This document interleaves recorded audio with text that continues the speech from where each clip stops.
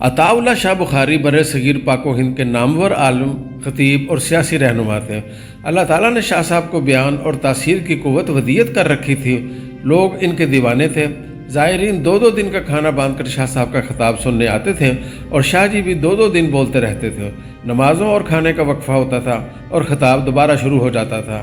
شاہ صاحب ہندوستان کی تقسیم کے خلاف تھے۔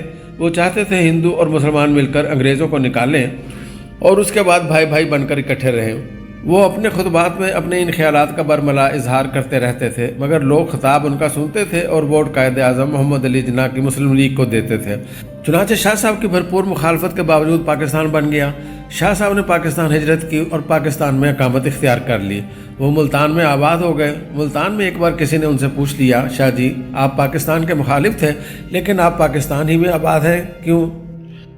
شاہ صاحب نے کیا خوب جواب دیا، فرمایا آپ رشتے کی بھرپور مخالفت کریں لیکن آپ کا بیٹا اس مخالفت کے باوجود شادی کر لے تو آپ کو اس کے بعد کیا کرنا چاہیے؟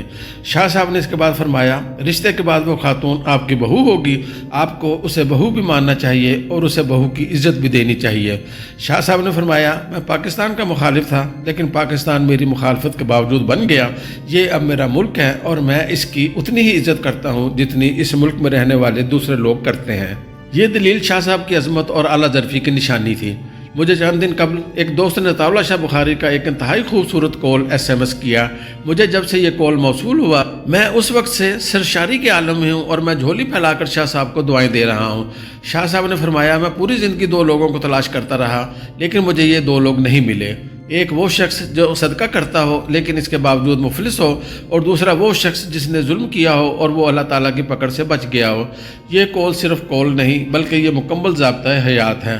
آپ زندگی میں اگر صرف ان 2 اصولوں کو پلے باندھ لیں، آپ صدقہ کریں اور ظلم سے بچیں، آپ شاندار اور مطمئن زندگی گزاریں گے۔ آپ یقین کریں آپ اگر اللہ تعالیٰ کی راہ میں خرچ نہیں کرتے تو آپ خواہ کتنے ہی امیر کیوں نہ ہو جائیں، آپ پوری زندگی مفلس رہتے ہیں۔ آپ کے ہاتھ ہمیشہ دوسروں کے سامنے پھیلے رہتے ہیں، اور آپ اگر ظالم ہیں تو آپ خواہ کتنے ہی طاقتور کیوں نہ ہو جائیں، آپ اللہ کی پکڑ سے بچ نہیں سکتے۔ یہ میری زندگی کا تجربہ بھی ہے اور مشاہدہ بھی۔ میں ملک کے درجنوں ایسے لوگوں کو جانتا ہوں جن کی شہرت اچھی نہیں، جن کے کام دھندے غلط ہیں، مصیبتیں پوری طاقت سے ان کی طرف دوڑتی ہیں، پولیس انہیں گرفتار کرنا چاہتی ہے، حکومت ان کے خلاف پوری ریاستی طاقت استعمال کرتی ہے، ان کے خلاف قانون بن جاتے ہیں، جج ان کے خلاف فیصلے لکھ دیتے ہیں، ان کے لیے جیلیں تیار ہو جاتی ہیں اور ان کے وارنٹ جاری ہو جاتے ہیں لیکن وہ عین وقت پر بچ جاتے ہیں۔ دنیا بھر کی مصیبتیں ان کے قریب سے گزر جاتی ہیں۔ آپ ذرا سی تحقیق کریں، آپ کو معلوم ہوگا کہ ان میں سینکڑوں عیب ہیں لیکن یہ عیبوں کے باوجود کھلے دل سے صدقہ اور خیرات کرتے ہیں۔ ان کا دسترخوان وسیع ہے۔ یہ ہر ماہ درجنوں بیواؤں، یتیموں، بے آسراؤں، بیماروں اور بے کسوں کی مدد کرتے ہیں۔ یہ مدد انہیں مصیبتوں سے بھی بچاتی ہے اور ان کی دولت میں بھی اضافہ کرتی ہے۔ بزرگ بتاتے ہیں ایک فقیر نے ایک بزرگ کے سامنے دست سوال دراز کیا اور ساتھ ہی دعا دی اللہ تعالیٰ تمہیں بادشاہ بنائے۔ بزرگ نے اس سے پوچھا کیا تم بادشاہ بننا چاہتے ہو؟ فقیر نے حیران ہو کر جواب دیا جناب میں نسلوں کا فقیر ہوں، میں کیسے بادشاہ بن سکتا ہوں؟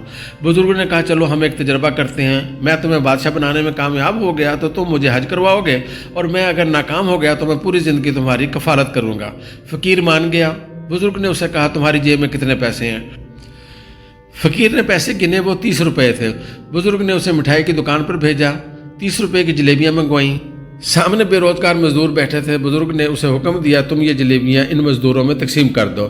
فقیر گیا اور جلیبیاں مزدوروں میں بانٹ آیا۔ بزرگ نے اسے ساتھ بٹھا کر کھانا کھلایا اور حکم دیا تم گھر چلے جاؤ، 30 دن انتظار کرو اور دیکھو اللہ تعالیٰ کی طرف سے کیا پیغام آتا ہے۔ فقیر چلا گیا۔ وہ تیسرے دن دوڑتا ہوا بزرگ کے پاس آیا۔ وہ خوشی سے چھلانگیں لگا رہا تھا۔ بزرگ نے وجہ پوچھی۔ فقیر نے بتایا مجھے پچھلے مہینے ایک کلرک نے بھیک میں پرائز بانڈ دیا تھا، میں نے وہ بانڈ سنبھال لیا، آج وہ بانڈ نکل آیا، میں بیٹھے بٹھائے 3 لاکھ روپے کا مالک بن گیا۔ بزرگ مسکرائے اور اس سے کہا یہ بانڈ تمہارا نہیں، اس کا مالک وہ ہے جس نے تمہیں یہ بانڈ دیا تھا۔